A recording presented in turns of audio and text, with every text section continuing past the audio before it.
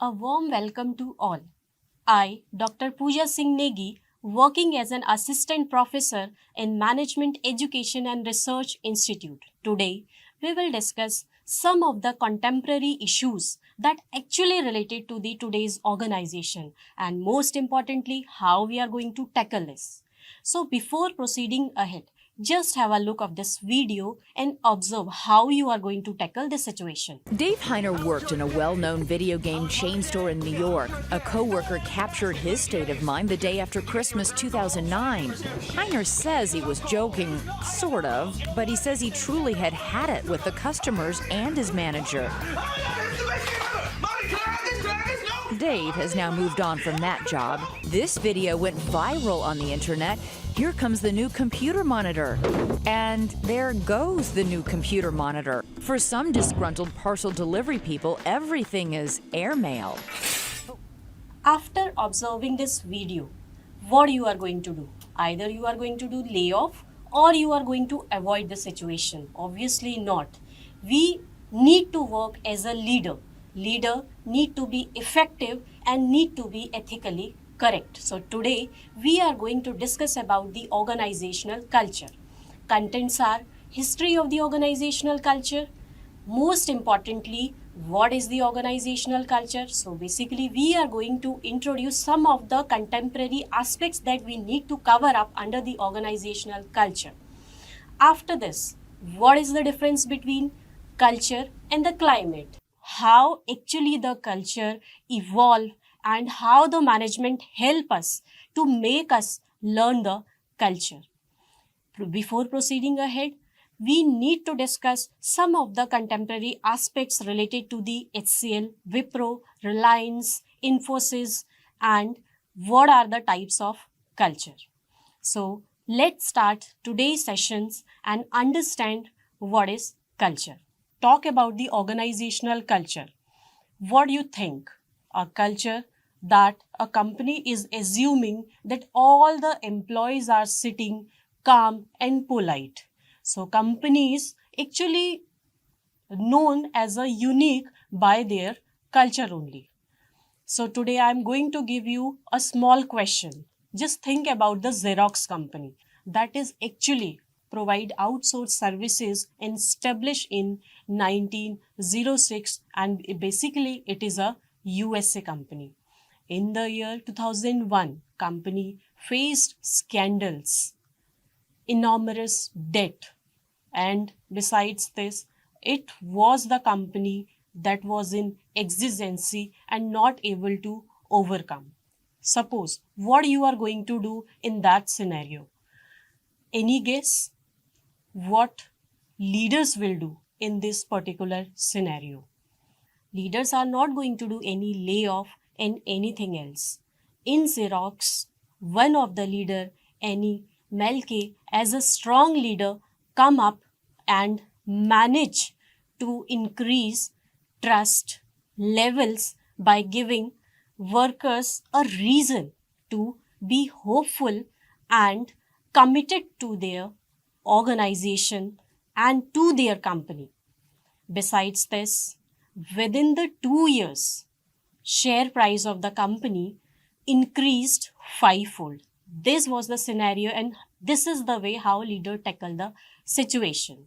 Similarly, when we are talking about the Southwest Airline, Southwest Airline, as the name suggests, it is the airline and it is the company of USA.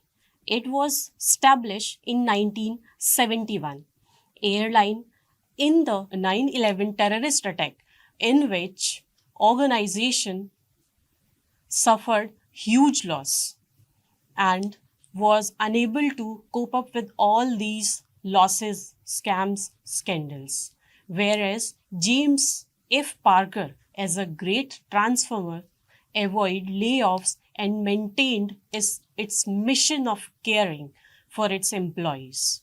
So there are certain examples nowadays that we need to understand how the companies, how the culture helping us to take care interestingly, you got to know that that was the Southwest airline that was remained profitable at the time of recession.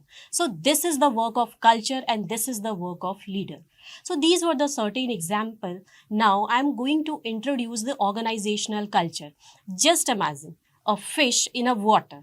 So just the water is invisible to the fish swimming in it, yet it affects the fish actions and consists of the unseen elements such as assumptions and values and beliefs that actually affect not only organization but their employees' life also.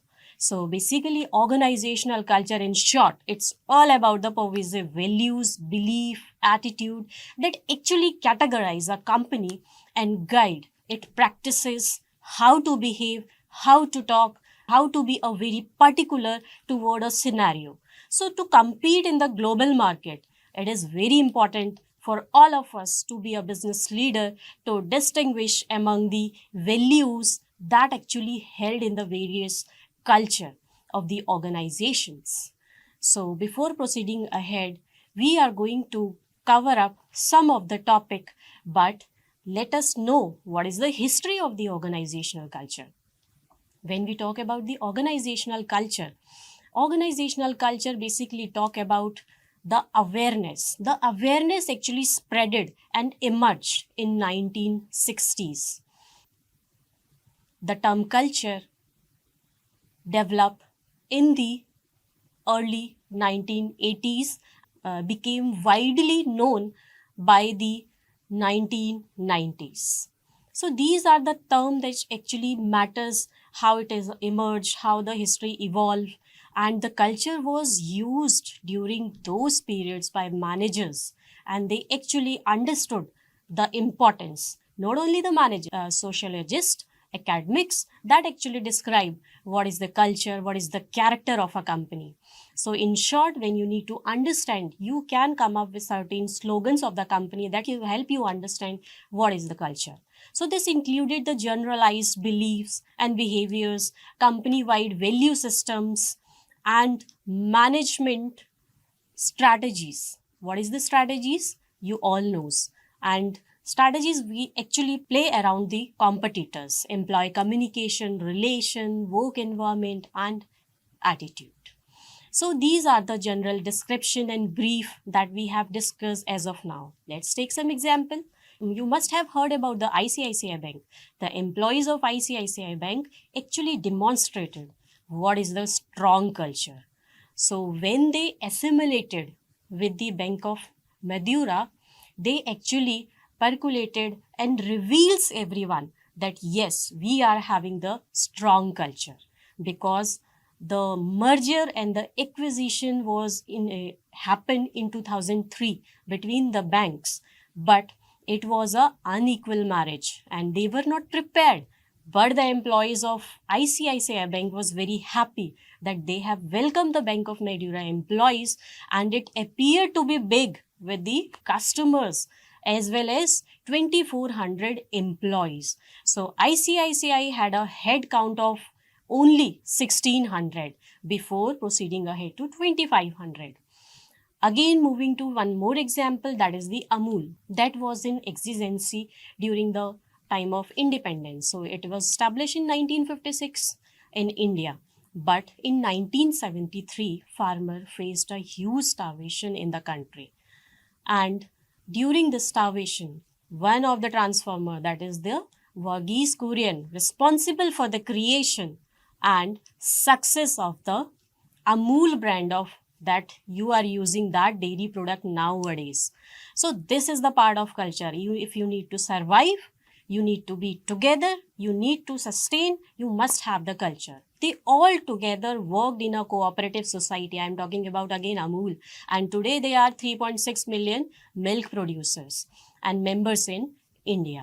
So these are the certain examples that make us learn, case studies that help us to understand what is the culture, what is the importance of the culture, why we are following the culture, and how culture and their managers actually transformed their organizations in the trouble period which leads to growth and success to the organization. After discussing so many case studies, I hope you have understood what is the culture and what is the importance of this culture.